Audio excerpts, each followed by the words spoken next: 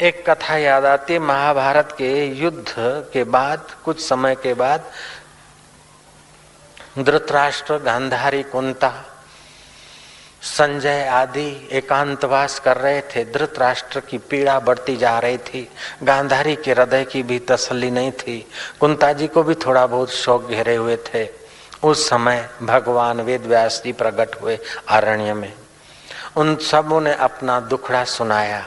वेद व्यास जी ने कहा कि अगर तुम कहते हो, रोते ही रहते हो कि हमने अपने बेटों का मुख नहीं देखा, हमने अपने वीर गति प्राप्त बेटों को नहीं देखा या उनकी भाषा नहीं सुनी, तो मैं अपनी प्रतिस्मृति विद्या के बल से जो वीर गति को प्राप्त हो गए हैं तुम्हारे पुत्र, उनको मैं बुला सकता हूँ और एक रात भर वे तुम्हारे बीच रह सकते हैं और उनसे तुम बातचीत भी कर सकते हो। अगर तुम चाहो तो उनकी बहुओं को भी बुला लो, तुम्हारी कुल वधुओं को भी बुला लो। व्यास जी का ये औदार्य वचन सुनकर धृतराष्ट्र, कुंता और गांधारी को बड़ी प्रसन्नता हुई। तो तारीख तिथि तय हुई, कुल वधुएं बुलाई गई, व्यासदेव महाराज पधारे और व्यास जी ने प्रतिस्मृति विद्या के बल से, जैसे गंगा जी से अथवा शिप्रा से साधु लोग नहाना कर निकलते, भक्त लोग नहाना कर निकलते और खलबली पैदा होती है, आवाज पैदा होता है गंगा का अथवा शिप्रा का, ऐसे ही नियत समय पर वेद व्यास जी की प्रतिस्मृति विद्या से गंगा जी में एक खलबलाहट पैदा हुआ और उस गंगा जी में से देखते देखते कर्ण है, दुर्योधन है, भीष्म है, द्रोणाचार्य है आदि सब महारथी और वीर गति को प्राप्त कौरव लोग निकले। उनको देखकर कुंता, गांधारी और धृतराष्ट्र, संजय उनसे वार्तालाप करने लगे और उनके चेहरे पर एक विशेषता थी। युद्ध के समय गए उसी समय जो वस्त्र अलंकार थे वे तो थे, लेकिन एक विशेषता थी कि उनके कानों में स्वर्गीय कुंडल शोभा दे रहे थे। और युद्ध के समय में जो चित्त में राग और द्वेष का मल था वो उस समय नहीं था, चित्त में सौम्यता थी, अर्थात स्वर्ग का प्रभाव था। वीरों की पत्नियों ने वीरों से वार्तालाप किया। माता गांधारी ने और कुंता ने अपने पुत्रों से बातचीत की। रात भर वे आपस में मिले झूले, लेकिन निर्विकारी भाव से मिले झूले। सुबह होने की तैयारी थी। व्यास जी ने कहा कि जो वीरों की पत्नियां अपने पति लोग को पाना चाहे तो वो मेरी योग विद्या के बल से पति लोग को प्राप्त कर सकती है। पतियों के पीछे पीछे गंगा में जाएंगी तो पति लोग को प्राप्त हो जाएगी। कल आप लोगों ने कथा में सुना था, आज सुबह सुना था कि हमारे दो शरीर होते हैं। एक ये फिजिकल जो दिखता है मन, स्थूल शरीर, दूसरा होता है मन शरीर। मन का किया होता है। मन अगर सूक्ष्मता से दृढ़ चिंतन करता है तो आपका स्थूल शरीर अदृश्य भी हो जाता है, अथवा तो मन सूक्ष्मता से दृढ़ चिंतन करता है तो आप यहाँ होते हुए भी जहाँ का चिंतन करते हैं वहां भी साकार हो सकते हैं। जैसे सपने में आप एक मन है फिर भी अनेक आदमी बन जाते हैं, एक व्यक्ति होते हुए भी अनेक व्यक्ति बन जाते हैं स्वप्न में, ऐसे ही जागृत में भी हो सकता है। लेकिन ये माया है, एक होती है इंद्रियगत माया, एक होती है संसार जन्य माया जो संसारियों को, हमको, तुमको, सबको दिखती है। दूसरी होती है दिव्य माया जो भावमयी होती है, लीलामय होती है, उसको भाव के द्वारा ही देखा जा सकता है। तीसरी अवस्था होती है, इन दोनों के बदलने पर भी जो नहीं बदलती है वह हमारी वास्तविकता होती है। जिसने अपने वास्तविकता को जान लिया है, जिसने अपने वास्तविक आत्म परमात्मा स्वरूप को जान लिया है, वो इस मायावी पदार्थों से अथवा भावमयी अवस्थाओं से भी प्रभावित नहीं होता है। वो तो समझता है माया मेघो जगन्नीरम वर्षते यथा तथा महाकाशिति का हानि लाभम अपि का विद्यते।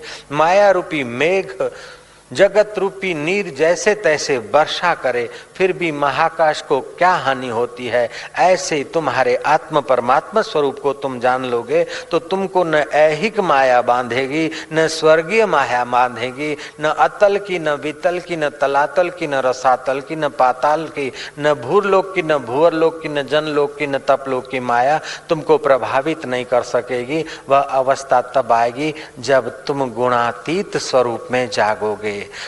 त्रय गुणा विषया वेदा, भगवान ने अर्जुन को कहा। ये वेद भी जो है 3 गुणों के अंतर्गत है। त्रय गुणा विषया वेदा निस्त्रय गुणा भवा अर्जुना। तू निस्त्रय गुण हो। ये 3 गुणों में हम लोग जब जीते हैं तो आलस्य, निद्रा, तंद्रा आती है। हम तमोगुणी और कलजुगी हो जाते हैं। थोड़ा त्याग, थोड़ा लोभ, थोड़ा पुण्य, थोड़ा पाप, ये जब हो जाता है तो हम रजोगुणी हो जाते हैं। थोड़ा तप, ध्यान, सेवा, सुमन, हम सतोगुणी हो जाते हैं। कभी हम सतोगुणी, कभी रजोगुणी, कभी तमोगुणी, कभी कलजुगी, कभी द्वापरी, कभी त्रेता, कभी सतयुगी। ये सब बदलता रहता है। फिर भी जो नहीं बदलता है उसमें अगर हमारी स्थिति कराने वाले कोई महापुरुष मिल जाए और हम स्थिति करने के लिए छलांग मार जाए तो 3 मिनट के लिए अगर उसमें स्थिति हो जाए तो दोबारा गर्भवास नहीं होता है। न सब पुनरागम वर्तते, फिर पुनरागमन नहीं होता है। जैसे कोई महात्मा जा रहे हैं, गर्मी के दिन है, पथिकों से पूछा कि भाई कहीं तालाब नदी कुछ है? बोले महाराज यहाँ से आधा माइल दूर जाओगे तालाब मिलेगा, हरा हरा लगेगा, ऊपर से पत्तों के कारण हरा हरा हुआ है, आप पत्ते हटा देना, जल शुद्ध है। महात्मा गए, देखा कि कोई तालाब वाला नहीं, तालाब लांग कर चले गए, देखा तालाब वाला नहीं। फिर स्मृति आई कि हरा हरा पत्तों से ढका मिलेगा, क्या पता ये पत्ते पत्ते दिख रहे हैं, इन्हीं के अंदर तो पानी नहीं। नजदीक गए तो लगा है सही है, पत्तों को हटाया, पानी तो बिलोरी कांच जैसा। महात्मा ने पानी पिया, महात्मा दूर जा बैठे, फिर वो पानी से, पत्तों से तो तालाब तो ढक गया, तालाब तो ढक गया, लेकिन अब तालाब का ज्ञान महात्मा का नहीं ढकेगा, जयराम जी की।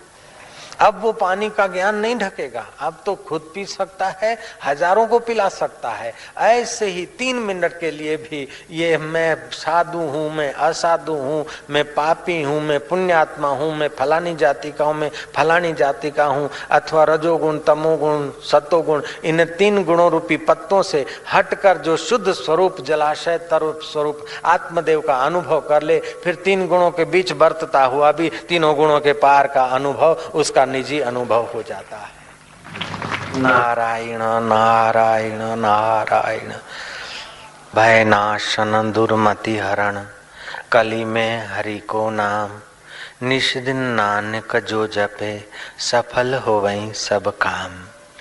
अब नानक जी ने तो 500 वर्ष पहले कहा, अभी का विज्ञान इस बात को स्वीकार करता है। डॉक्टर डायमन कहता है कि डिस्को डांस करने से सेक्सुअल केंद्र उत्तेजित होते हैं, जीवन शक्ति का ह्रास होता है, और इंडियन सिस्टम से कीर्तन करने से जीवन शक्ति का विकास होता है। योगियों का कहना है कि हकार और रकार हरि, हरि शब्द और ओम सहित हरि बोलते हो तो 7 बार ओमकार सहित हरि बोलते हो तो तुम्हारी रीढ़ की हड्डी से जुड़ी मिली जुली जा रही ऊपर को सुषुम्ना, आपकी नाभि से लेकर कंधे तक 72,000 नाड़ियां हैं और 7 मेन जंक्शंस हैं। एक एक जंक्शन से 100 मुख्य नाड़ियां पसार होती है और उनसे प्रतिनाड़ियों की प्रतिनाड़ियां, ऐसे कुल मिलाकर 72,000 नाड़ियां, और उससे भी सूक्ष्म कितनी है उसकी तो कोई गिनती नहीं। तो उसमें सुषुम्ना मुख्य नाड़ी मानी गई है।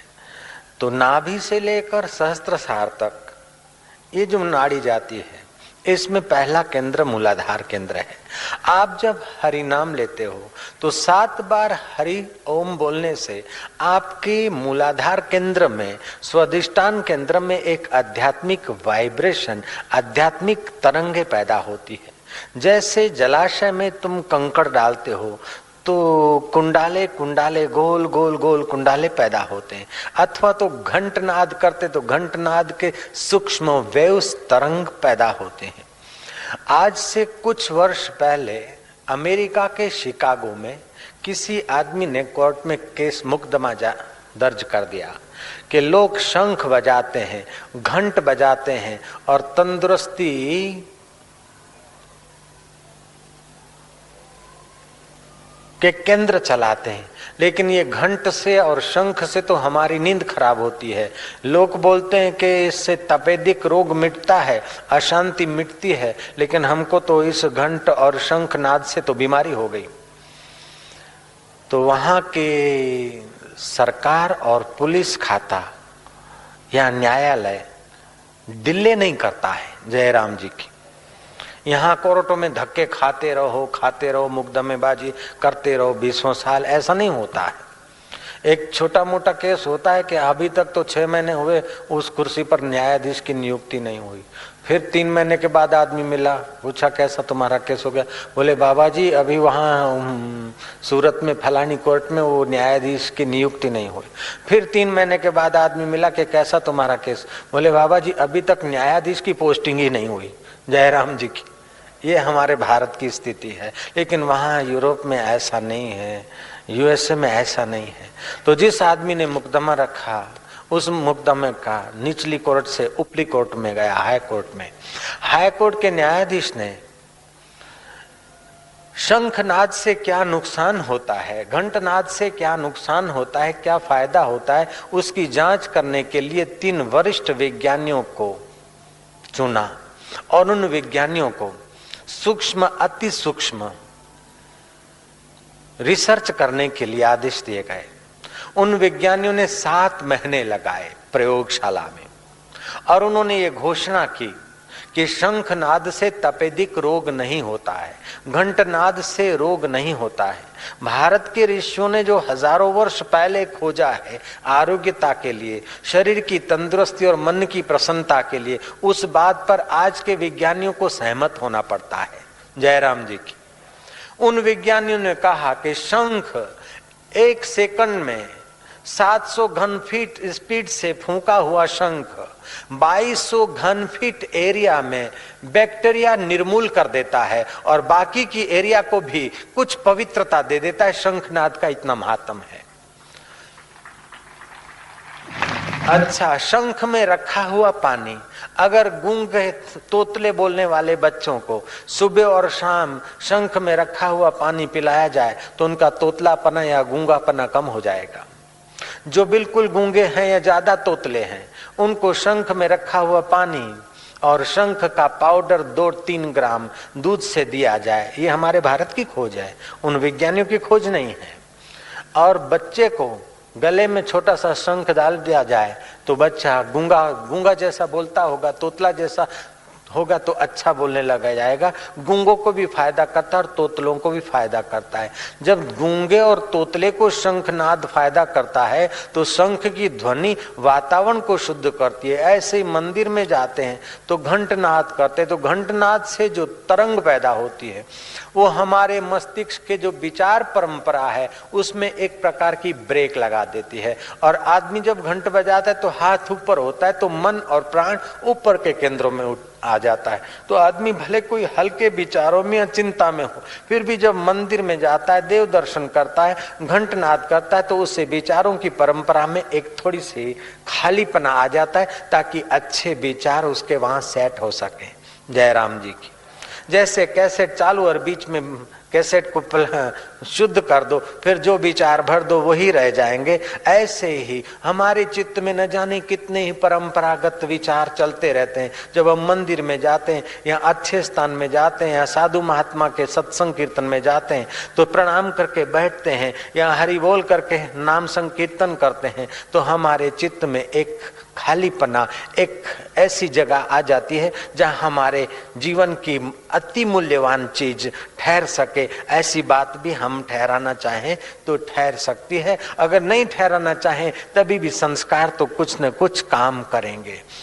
तो हरिनाम कीर्तन करने से, 7 बार हरिनाम कीर्तन, हरिनाम जप करने से हमारे उस जैसे पानी के थाल में गोल गोल कुंडाले बन जाते, ऐसे मूलाधार और स्वादिष्टान केंद्र में एक प्रकार के वेव्स बन जाते। अधिक जप करने से उसमें हताशा और निराशा के विचारों को दूर फेंकने की आध्यात्मिक शक्ति का संचार होता है, और जप करने से रोग के कीटाणु भाग खड़े होते हैं और वो आदमी मंद और तीव्र प्रारब्ध को कुचल सकता है। और तीव्र प्रारब्ध से अगर रोग आ भी जाए तो साधारण आदमी जितना रोग से प्रभावित होता है, ऐसा वो महापुरुष रोग से प्रभावित नहीं होगा। वो तो जन्म मरण के रोग को मिटा देता है, तो शरीर के रोग से क्या प्रभावित होगा। नानक जी ने जो 500 वर्ष पहले बात कही, वो बात आज के विज्ञान को अपनी भाषा में कहनी पड़ती। भय नाशन दुर्मति हरण, कली में हरि को नाम, निश दिन नानक जो जपे, सफल होवई सब काम। श्री कृष्ण नारद जी को कहते हैं, ना हम वसामि वैकुंठे योगी नाम हृदय नवाहा, मद भक्ता यत्र गायंती तत्र तिष्ठामि नारदा। मैं वैकुंठ में कभी कभी नहीं होता हूँ, योगियों का हृदय लांग जाता हूँ, लेकिन जहाँ मेरे भक्त संत हरिनाम कीर्तन करते हैं वहां तो मैं जरूर होता हूँ। गिरी गुफा में कोई योगी, विरला योगी समाधि करके आनंद को प्राप्त होता है, आनंदमय कोश में जा पाता है। लेकिन हे नारद, जहाँ हरिनाम संकीर्तन सामूहिक कीर्तन होता है वहां तो हर दिल की गुफा में हरि का रस सहज स्वभाव में प्रकट होने लगता है। ज्योत निरंजन ओमकार रारंकार सोहंग सतनाम जप कर, वर्षों के जप से कोई भले ही मुश्किल से भंवर गुफा में जाए, लेकिन हृदय गुफा का आनंद जब तक नहीं मिलता है तो भंवर गुफा में जाने वाले का स्वभाव भी जल्दी से शीतल नहीं होता है। इसलिए ऋषि ने कहा, रक्षताम रक्षताम कोशा नाम अपि हृदय कोशम। तो आप जब हरि नाम कीर्तन करते हैं तो आपका हृदय कोश विकसित होता है। मूलाधार, स्वादिष्टान, मणिपुर, ये 3 केंद्रों के बाद चौथा केंद्र आता है हृदय। इसको अनहद नाद भी बोलते हैं। हृदय केंद्र विकसित हो तो अजपा गायत्री भी चलने लगती है और अनहद नाद का भी अनुभव होता है। नानक जी ने कहा, अनद सुनो बड़ भागिया सकल मनोरथ पूरे। उस आदमी के सारे मनोरथ पूरे हो जाते हैं जो अनहद नाद को सुन लेता है।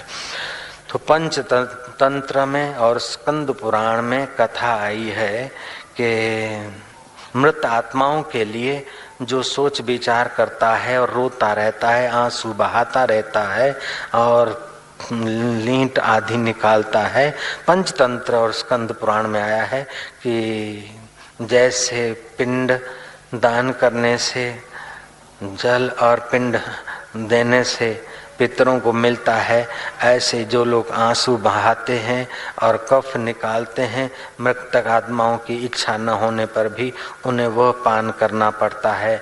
इसलिए चतुर आदमियों को चाहिए कि मृतकों के लिए रोए नहीं, आंसू न बहाए, कफ न निकाले, रो रो कर नाक से गंदगी न निकाले, लेकिन उनके लिए भी कीर्तन करे, उनकी स्मृति आ जाए। मानो किसी का पति चला गया, किसी की पत्नी, बेटा, बहू कोई चला गया है, तो उनकी याद में वो कह दे कि हे मेरे फलाने, हे मेरे पुत्र, तुम्हारा शरीर तो नश्वर था, वो शरीर नश्वर यहीं रह गया, लेकिन शरीर न रहने पर भी तुम हो, इसलिए तुम्हारी मौत नहीं होती है, तुम अमर हो, तुम आत्मा हो, चैतन्य हो। अपने परमात्मा का स्मरण करके अपने आत्मा को परमात्मा में मिलाना। हे मेरी पत्नी, अब मेरा देखो बहुएं ध्यान नहीं रखती, ए मुन्ना की माथू कटे है, एक तो बिचारी मरेगी ने वेर फरे वाली दुखी काई करे यार। मुन्ना की माँ को याद करके उसको दुखी मत कर, मुन्ना के बाप को याद करके तू उसको दुख मत पहुंचा। लेकिन मुन्ना की माँ के अंदर, मुन्ना के बाप के अंदर जो बापों का बाप और माताओं की माता आत्मा परमात्मा है, उसकी उसको याद दिला कि तू मुन्ने की माँ नहीं थी, तू मेरी पत्नी नहीं थी, मैं फलाने की माँ नहीं थी, तू तो आत्मा थी और परमात्मा की थी। अपने परमात्मा को पहचान कर तू मुक्त हो जा और मैं भी इसी रास्ते चलूंगा। तो आप मृतक आदमी का शोक न करिए और जीवितों के लिए भी चिंता न करिए, और वर्तमान वस्तु है उनके लिए भी मोह न करिए, और जो वस्तु छूट गई उनके लिए भी विषाद न करिए। अर्जुन को भगवान कहते हैं अशोचानानुशोचस्त्वं प्रज्ञावादस्य भाषसे गताशून्यस गताशून्यस। जो गया सो गया, जो बीत गई सो बीत गई, तकदीर का शिकवा कौन करे। जो तीर कमान से निकल गई उस तीर का पीछा कौन करे, क्यों करे, कब तक करे। जो धन मिला सो मिला, जो न मिला सो न मिला, जो मान मिला सो मिला, जो अपमान मिला सो मिला, जो वस्तु कपड़े रहे सो रहे, जो गए सो गए, और भी जो रहेगा सो रहेगा, जो जाएगा सो जाएगा। आखिर सारी दुनिया फानी है, तो कब तक फानी वस्तुओं का चिंतन करेगा, कब तक फानी परिस्थितियों को तू पकड़ रखेगा। ये जो बीत रहा है उसको बीतने दे, और जो रहता है उसका साक्षात्कार कर ले, तो तेरा बेड़ा पार हो जाएगा। तो अर्जुन तेरे इस कहने से भी सिद्ध हो जाता है कि ये मर जाएंगे, फिर कुल धर्म नष्ट हो जाएगा, लुप्त हो जाएगा, स्त्रियां दूषित हो जाएगी, वर्ण शंकर संतान पैदा होगी, तो ये नष्ट हो जाएंगे, तो पितरों को कौन देगा तर्पण, कौन करेगा। तो इस बात से भी सिद्ध होता है अर्जुन कि इनके मरने के बाद भी ये रहते हैं। जब इनके शरीर रूपी वस्त्र नष्ट होने के बाद भी ये रहते हैं, तो फिर तू उनकी चिंता क्यों करता है। वासंसी जीर्णानि यथा विया है। जैसे पुराने कपड़े उतार के आदमी नया पहन लेता है, ऐसे परमात्मा का साक्षात्कार नहीं किया तो फिर स्वर्गीय कपड़े पहन लेंगे, ब्रह्मलोक के वेश पहन लेंगे, अथवा तो किसी मानव देह में आकर फिर नया शरीर ले लेंगे। तब भी शोक करना तुझे उचित नहीं है। तो गए जन्म में कोई किसी का बेटा था, अभी तुम्हारा बेटा हो दिखता है। गए जन्म में तुम किसी के बाप थे, अभी तुम्हारा कोई बाप हो दिखता है। ऐसे उसके पहले न जाने तुम इसके बेटे थे या ये तुम्हारा बेटा था। इस विराट सृष्टि में कोई किसी का पक्का संबंध नहीं है। सब जैसे सरिता के बहाव में दूर दूर के तिनखे आपस में आ मिलते और फिर झूलते झामते फिर बिखर जाते, फिर कभी मिलते न मिलते, एक दूसरे से वही के वही मिलें और न भी मिलें। ऐसे इस विराट काल समुदाय में कई जीव एक साथ आते हैं, मिलते हैं, झूलते हैं, फिर बिखर जाते हैं। लेकिन उन जीवों का जो जीवन दाता आधार है, उसका जो साक्षात्कार कर लेता है, वही पुरुष धन्य है। ना कोई संगी साथी ऐसा जो जीवन में साथ चले। इन मेलों में रहकर मजबूर हम अकेले चले। इन मेलों में रहकर भी हे जीवात्मा तुझे अकेला जाना पड़ेगा। तू पिता होकर पुत्र से निभा लिया, बाप होकर बेटे से निभा लिया, पति होकर पत्नी से निभा लिया, लेकिन कर्ता जब मरेगा तो अनाथ होकर जाएगा। कर्ता अनाथ हो जाए उसके पहले अपने नाथ का साक्षात्कार कर ले तो बेड़ा पार हो जाएगा। हो।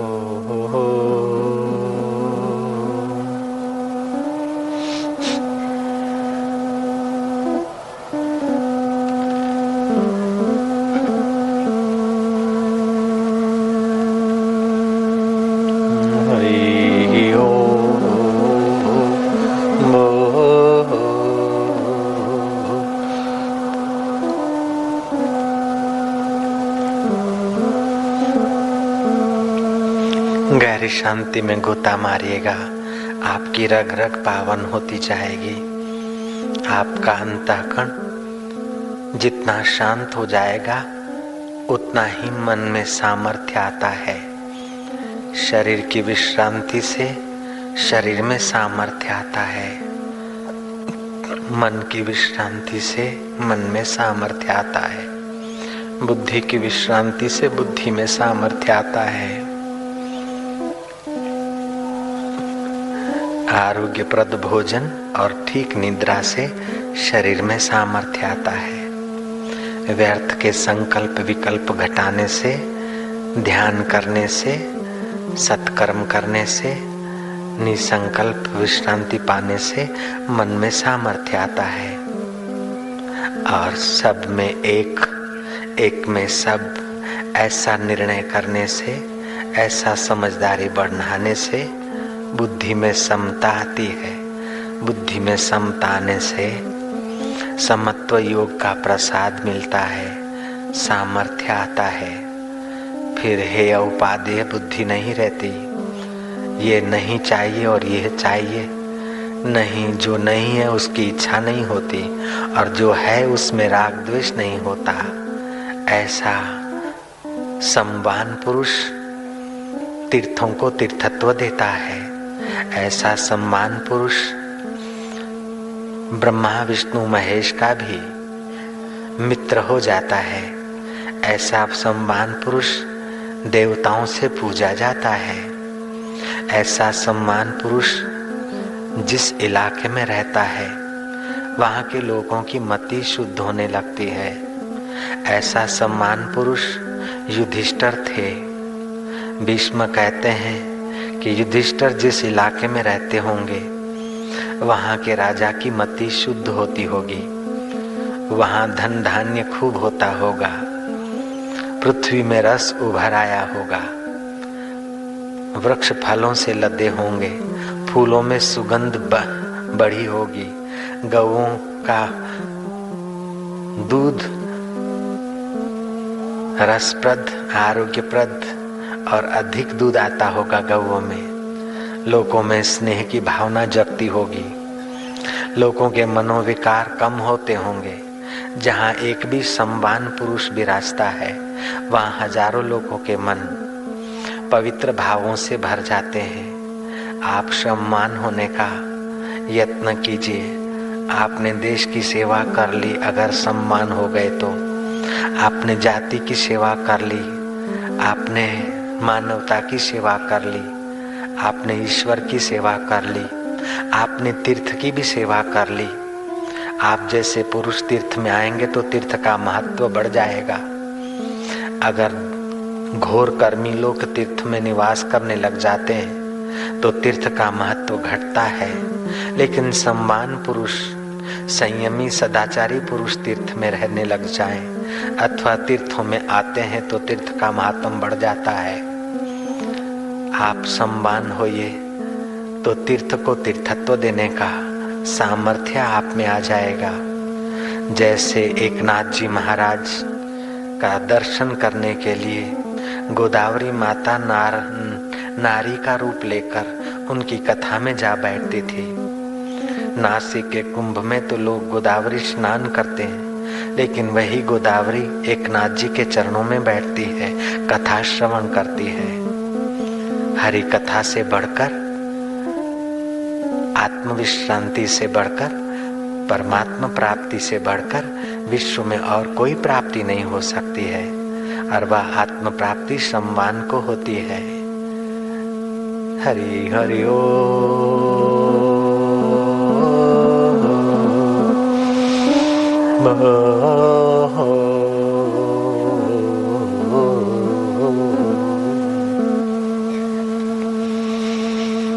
संध्या का समय है। गहरा श्वास लीजिए, हरि नाम का गुंजन कीजिए, जिससे चित्त में प्रसाद पाने की योग्यता बढ़ जाए। हरि हरि ओ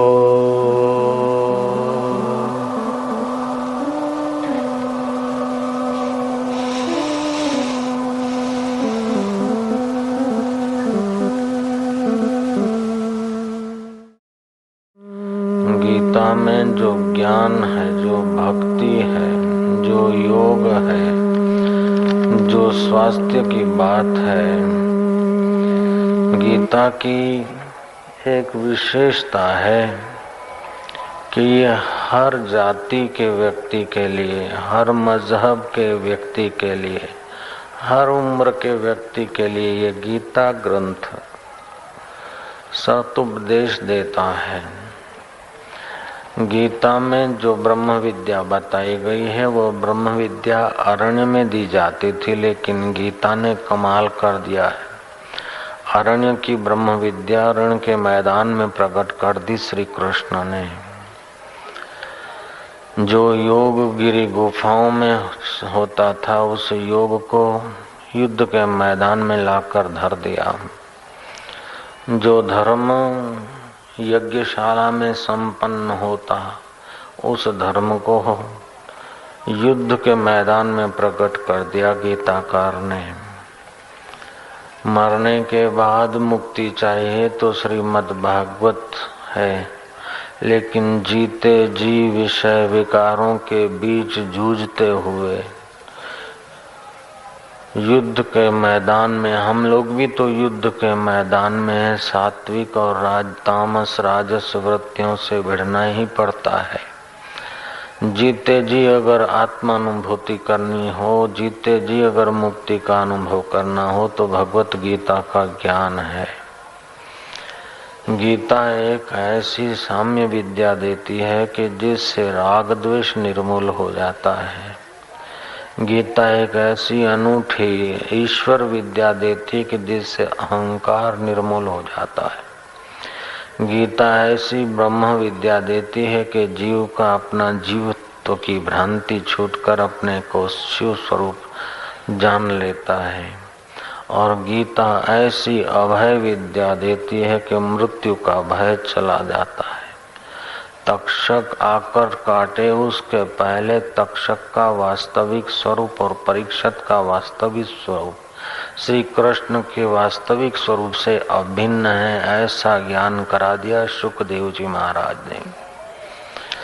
गीता का एकाध श्लोक का पाठ हो जाए, भगवान नाम कीर्तन हो जाए और गीता के अमृत को अनुभव करने वाले जिन्होंने अपना कार्य साध लिया, ऐसे सात्विक सज्जन साधु पुरुष का दर्शन हो जाए तो करोड़ों तीर्थों का फल कहा गया है। भगवान ने नारद जी को कहा, ना हम बसामि वैकुंठे योगिनाम हृदये न वै मद भक्ता यत्र गायन्ति तत्र तिष्ठामि नारदा। कभी मैं वैकुंठ में नहीं होता, योगियों का हृदय लांग जाता हूँ, लेकिन जहाँ मेरे भक्त गान करते हैं, कीर्तन करते हैं, मैं वहाँ अवश्य होता हूँ। कलौ तो कीर्तनाथ, और कीर्तन का मतलब ये नहीं कि बेसुरे साज पीटते पीटते रात भर जागते जागते हुक्के खींचते और फिर दूसरे दिन सोते रहें। कीर्तन का अर्थ है कि जो कुछ दृश्यमान जगत है, जैसे पंखा दिखता है, ट्यूबलाइट दिखती है, एम्पलीफायर दिखता है, गीजर दिखता है, फ्रिज दिखता है, वो दिखता है, सब दिखते हैं भिन्न भिन्न साधन, लेकिन उसमें अभिन्न एक विद्युत शक्ति की ही करामत है। ऐसे भिन्न भिन्न नामों में, भिन्न भिन्न रूपों में, भिन्न भिन्न अवस्थाओं में एक अभिन्न मेरा चैतन्य श्री कृष्ण है, श्री राम है, जो जिसका इष्ट है उसका सुमरण होता है तो वह आदमी समझो सतत कीर्तन ही कर रहा है। और कब कभार तालबद्ध अहोभाव से हरिनाम कीर्तन करे तो उसका मन और प्राण ऊर्ध्वगामी होता है। विश्व में सब लोग, सब जीव, सब प्राणी सुख के लिए प्रयत्न करते हैं। एक सुख होता है जो कीड़ी से लेकर कुंजर तक और साधारण मनुष्य से लेकर देवता तक को मिलता है। वह सुख है इंद्रिय ग्राह्य, इंद्रियों के संयोग से सुख मिलता है। देखने की खूब इच्छा हुई, फलानी वस्तु वो चीज देखने को मिल गई, बड़ा सुख हुआ। भोगने की वस्तु की इच्छा हुई, वो चीज मिल गई, बड़ा सुख मिला। सुनने की इच्छा हुई, वो चीज सुनाई पड़ी, बड़ा सुख हुआ। ये से बड़े सुख कई बार आए और कई बार नष्ट हो गए। इसको बोलते हैं संयोग जन्य सुख। इसको राजस सुख भी कह सकते हैं। दूसरा सुख होता है तामस सुख। तामस सुख भी सब लोग लेते हैं। निद्रा, आलस्य, प्रमाद आदि से पड़े रहे। अरे गहरी नींद में भी थोड़ा तो दुख भूल जाता है आदमी, लेकिन सुख का प्रकाश करने वाली बुद्धि नहीं होती, उस समय भी सुख तो होता है। ये तामस सुख, राजस सुख तो करोड़ों जीव लेते हैं। इससे विलक्षण है सात्विक सुख। ये सात्विक सुख सज्जन लोगों के भाग्य में होता है, सदाचारी लोगों के भाग्य में होता है। और इससे भी एक ऊंचा सुख है आत्यंतिक सुख। वह सुख तो अति पुरुषार्थी, अति सदाचारी, अति तत्पर, अति विवेकी पुरुष के भाग्य में ही होता है। वह सुख एक बार मिल जाए तो फिर पुनरागमन नहीं होता है। न स पुनरावर्तते। वो एक बार आत्मिक सुख मिल जाए, न तद भास्यते सूर्यो न शशको न पावक यद गत्वा निवर्तन्ते तद धाम परमम मम। श्री कृष्ण जब अपना परम धाम बोलते हैं या माम बोलते हैं या मेरी शरण बोलते हैं, उस समय ये समझना चाहिए कि अर्जुन के रथ पर बैठे हुए श्री कृष्ण 5.5 फुट के या 6 फुट के अपनी और इशारा नहीं करते, अपितु अपने अनंत स्वरूप के तरफ इशारा करते हैं। सर्वधर्मान परित्यज्य मामेकम शरणं व्रज। ऐसा जब श्लोक पढ़ें तो ये सोचे कि भगवान मामेकम शरणं व्रज, उस मेरे एक की शरण आ जा, जो तामस सुख से परे है, राजस से परे है, सात्विक से परे है। उस मुझ सुख स्वरूप की शरण आ जा तो सारे दुख मिट जाएंगे। अमृत की पहचान क्या है कि मृतक भी जीवित हो जाए। जैसे रामायण में आता है कि रावण मर गया, फिर भगवान ने इंद्र को आज्ञा की, इंद्र ने अमृत वृष्टि की और मृतक बंदर भी जिंदे हो गए। तो अमृत की पहचान क्या है कि मृतक भी जीवित हो जाए। ऐसे ही सच्चे सुख की पहचान क्या है कि उसमें दुख भी सुख हो जाए। जयराम जी की सुख उसी को बोलते हैं। अभी हम लोगों ने सुख वास्तविक में देखा ही नहीं। एक बार जो वास्तविक सुख दिख जाए तो कोई दुख टिक नहीं सकता है। ये माना हुआ सुख तो पशु पक्षी योनियों में भी मिलता है, मनुष्य शरीर में भी मिलता है, देव देही में भी मिलता है, लेकिन वास्तविक में जाना हुआ सुख एक बार भी मिल जाए तो फिर आदमी का पतन नहीं होता है। यद गत्वा निवर्तन्ते तद्धाम परमम मम। जाने के बाद फिर पतन नहीं होता, फिर मन नीचे नहीं गिरता, वो मेरा परम धाम है। तो भगवान आज के हम श्लोक में ये विचारेंगे। 6ठे अध्याय के 21वें श्लोक में भगवान अर्जुन को आत्यंतिक सुख के तरफ इशारा कर रहे हैं। आत्यंतिक सुख पाना कठिन नहीं है, लेकिन जिनको कठिन नहीं लगता है ऐसे अनुभवी पुरुषों का मिलना कठिन है, लेकिन आत्मिक सुख पाना कठिन नहीं है। जो कारीगर कह दे कि ये गाड़ी बनाना कठिन है, वो कारीगर नहीं अनाड़ी है। जो खिलाड़ी कह दे कि ये खेल खेलना कठिन है, वो खिलाड़ी नहीं अनाड़ी है। जिनको कठिन नहीं लगता है, नानक बोले सहज स्वभाव, जिनकी उसमें स्थिति हुई है, नानक जैसे ब्रह्म ज्ञानी संतों, उनके लिए ये कठिन नहीं है। वास्तव में तो हम लोगों के लिए भी कठिन नहीं है, लेकिन हम धोखे में जीते हैं। धोखे का सुख लेने की आदत पड़ गई है, इसलिए असली सुख की तत्परता नहीं है। असली सुख की तत्परता नहीं, इसीलिए असली सुख कठिन लग रहा है। हरि ओम।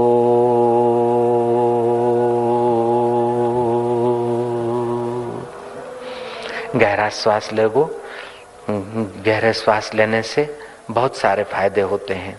हमारे फेफड़ों में 3000 छिद्र हैं। जो लोग साधारण ढंग से श्वासोच्छ्वास लेते हैं ना, उनके 400-500 छिद्र काम करते हैं, बाकी सब बंद पड़े रहते हैं। तो फेफड़ों के उपले भागों में जो बंद छिद्र हैं वहाँ कीटाणु पनपते हैं, आगे चल के टीबी और दम का रूप ले सकते हैं। वे कीटाणु की बीमारी, वे कीटाणु टीबी और दम का रूप दे सकते हैं। अगर ये श्वास लेंगे तो उसको टीबी और दम नहीं होगा। इतना ही नहीं, रोग प्रतिकारक शक्ति बढ़ेगी, निर्णय शक्ति, अनुमान शक्ति, क्षमा शक्ति, शौर्य शक्ति भी विकसित होती है। भगवान रामचंद्र जी भी प्राणायाम करते थे, त्रिकाल संध्या करते थे, राम के गुरु, और भगवान राम और कृष्ण भी करते थे।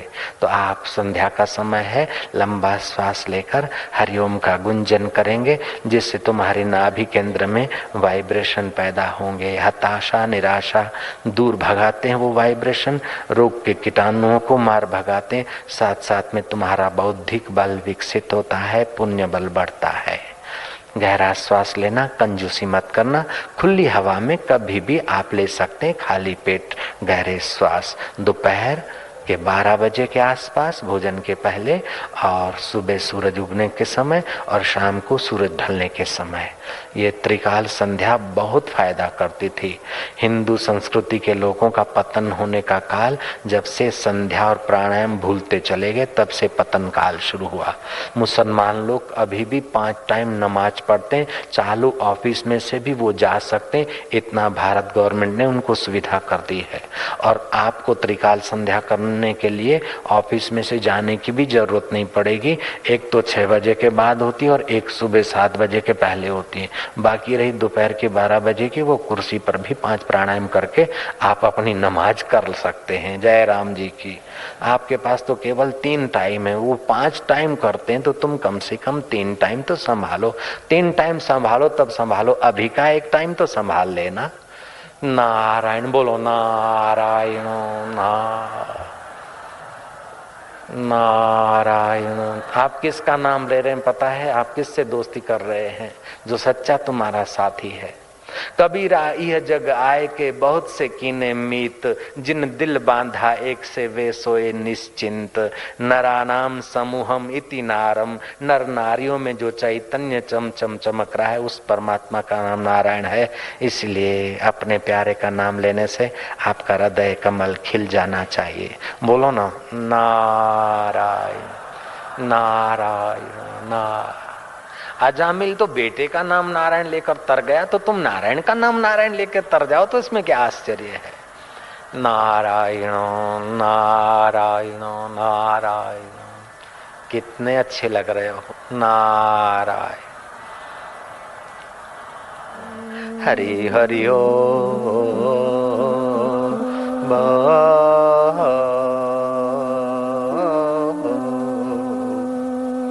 आप उस मधुर को प्यार करिएगा। तुम जिसके नाम की ताली बजाओगे वो जानता है। हरि नाम की ताली बजाने से तुम्हारे हाथ पावन, हरि नाम का श्रवण करने से तुम्हारे कान पावन, हरि नाम का उच्चारण करने से तुम्हारी जिह्वा पावन, और हरि को दुल्हार करने से तुम सचमुच में हरि के दुल्हारे ही हो जाओगे। हरि हरि ओ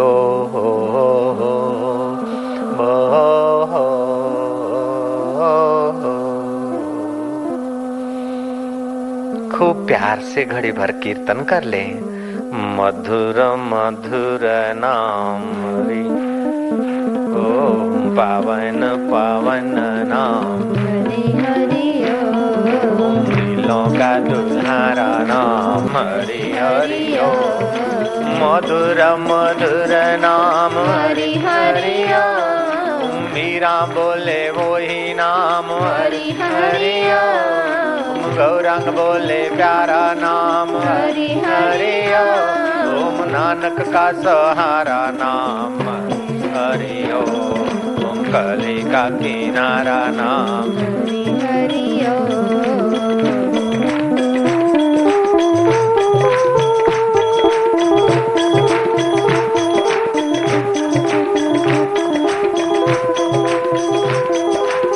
तुम्हारी रग रग पावन होती जाए। जाम पर जाम पीने से क्या क्या फायदा, रात बीती सुबह को उतर जाएगी। तू हरि नाम की प्यालियां पी ले, तेरी सारी जिंदगी सुधर जाएगी। अब तो डॉक्टर डायमंड ने रिसर्च करके घोषणा किया है कि डिस्को डांस करने से जीवन शक्ति का ह्रास होता है और इंडियन सिस्टम से कीर्तन करने से जीवन शक्ति का विकास होता है। जो हजारों वर्ष पहले ऋषियों ने गाया है वह बात अब साइंस स्वीकार कर रही है। तो तुम दिलबर को दुल्हार करते हुए कह दो, प्रभु तेरी जय हो, हरि हरि बोल। पवन पवन नाम हरि हरि, ओम मधुर मधुर नाम हरि हरि हो, ओम दिलों का दुलारा नाम हरि हरि हो, ओम कली का किनारा नाम हरि हरि हो, पाप का निवारक नाम हरि हरि, ओम पुण्यों का प्यारा नाम हरि हरि हो, ओम पावन पावन नाम मधुर मधुर नाम हरि हरि ओम, राम राम ओम, शिव शिव ओम, पावन पावन नाम मधुर मधुर नाम।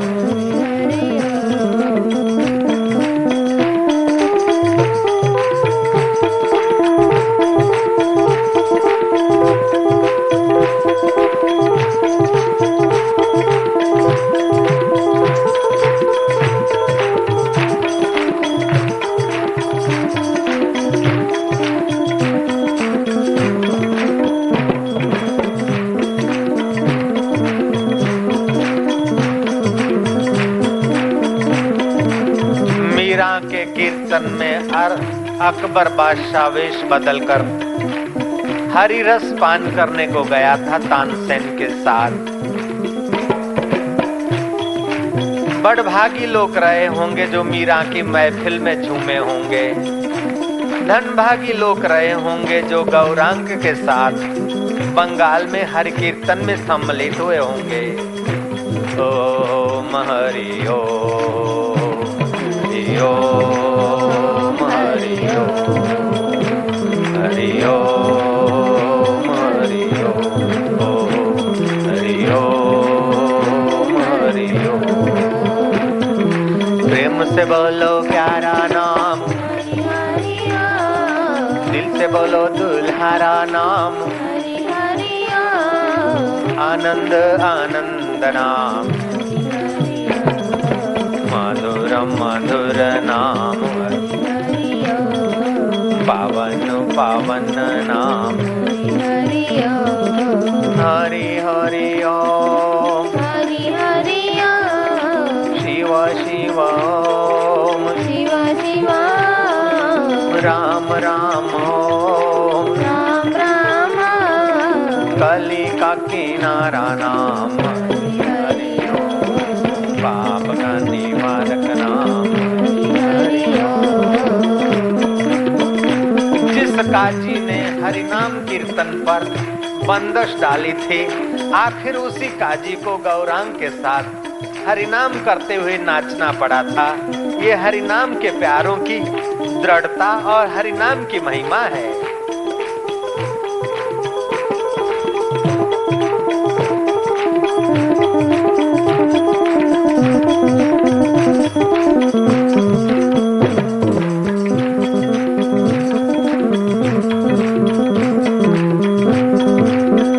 मुगलों ने धोखे से शिवाजी के पुत्र को पकड़ लिया और मुसलमान बनने को आग्रह किया, लेकिन न बना।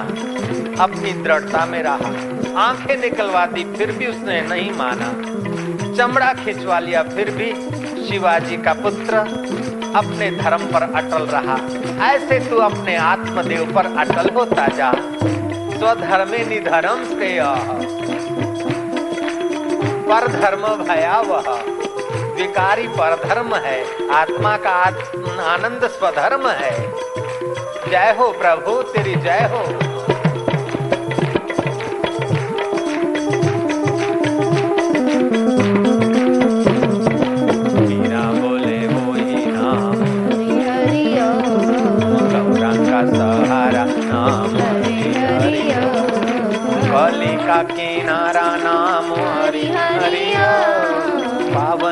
पावन नाम, हरि हरि मधुर मधुर नाम, हरि मधुर नाम, हरि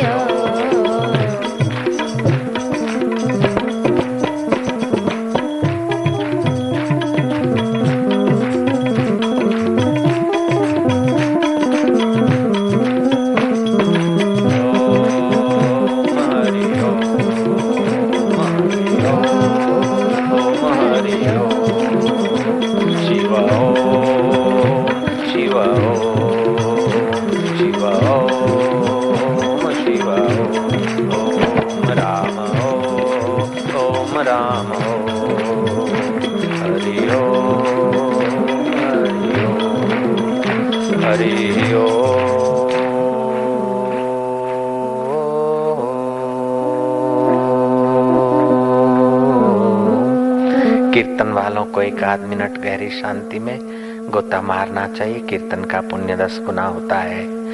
जप करने वालों को भी ध्यान जरूर करना चाहिए और संसार के कर्म करने वालों को भी कर्म की सफलता के लिए ध्यान करना चाहिए।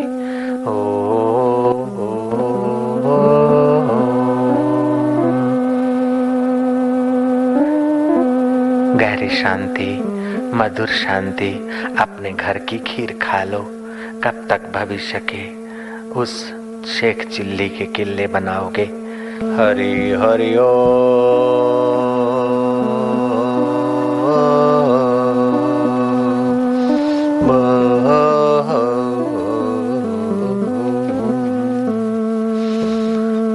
सच्चे हृदय से उससे प्यार करते जाओ जिससे मीरा प्यार करते थे। उसे दुलार करो जो नानक का अकाल पुरुष था। उसे स्नेह करो जो शबरी का राम था। और तुम्हारे हर रोम रोम को सत्ता देने का, स्फूर्ति देने का वह चैतन्य काम कर रहा है, तुम्हारी रोम रोम में रम रहा है। उस राम को दुल्हार करते जाओ, उस हरि को हेत करते जाओ। तुम्हारे हृदय में आत्मिक प्रसाद का संतोष प्रकट होगा। हरि हरि ओ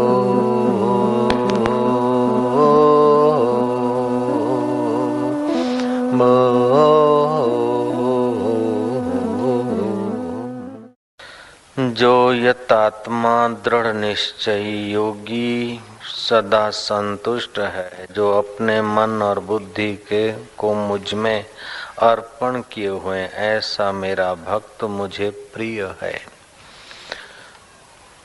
योगी सतत संतुष्ट होता है, भोगी सतत संतुष्ट नहीं होता है। भोग में सतत संतोष देने का बल नहीं है। भोग आपात रमणीय है और भोग वास्तविक हमारा स्वभाव नहीं है। योग हमारा वास्तविक स्वभाव है। दुख आया, मन में क्रोध आया, हम क्रोधी हो गए, क्रोध चला गया, हम शांत हो गए। मन में लोभ आया, हम लोभी हो गए, लोभ चला गया, शांत हो गए। मन में उद्वेग आया, हम दुखी हो गए, उद्वेग चला गया, हम शांत हो गए। वास्तविक हमारा स्वभाव शांत है। जय राम जी की। जो वास्तविक सहज स्वभाव होता है न, उसको पाना कठिन भी नहीं होता है। और जो सहज स्वभाव नहीं होता, उसको करने में बहुत कुछ गड़बड़ करनी पड़ती है, फिर भी टिकता नहीं। जैसे हमारे मुंह में 32 दांत है तो प्राकृतिक व्यवस्था है, सहज स्वभाव है। उसमें अगर कोई सब्जी का तिनखा फंस जाता है या रोटी का टुकड़ा फंस जाता है ना, फिर लूली बार बार वहीं लटका करती हो। अब 32 पत्थर पड़े नो प्रॉब्लम, लेकिन एक सब्जी का तिनखा घुस गया तो प्रॉब्लम हो गया। जयराम जी की। जयराम जी तो बोलो, कंजूसी नहीं। हाँ, तो ऐसे ही सुख चाहे कितना भी पड़ा रहे, आप कभी परेशान नहीं होते। दुख जरा भी आता है ना तो आपको अच्छा नहीं लगता।